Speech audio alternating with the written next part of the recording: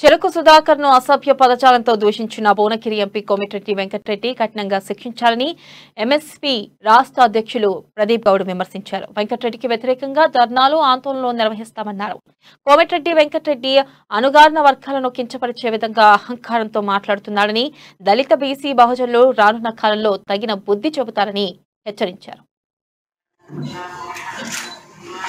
కోమటిరెడ్డి వెంకటరెడ్డి గారు చేసిన బెదిరింపులను దాన్ని మేము వ్యక్తిగతంగా చూడట్లేదు. మనిషికి నెడలు ఉండాలి, మనిషికి కృతజ్ఞత ఉండాలి. నిన్ను 4 సార్లు ఎమ్మెల్యేని చేసి ఒక ఎంపీని చేసి నీ తమ్ముడిని కూడా ఎంపీని చేసి జడ్పీటీసీ ఎన్ని కాలం మీరు అనుభవించని పదవేంటి, మీరు తీసుకున్నటువంటి ఆస్తి ఏంటిది ఇవాళ నేను అడుగుతా ఉన్నా. ఒక తల్లి తెలంగాణ ఇచ్చినటువంటి సోనియా గాంధీ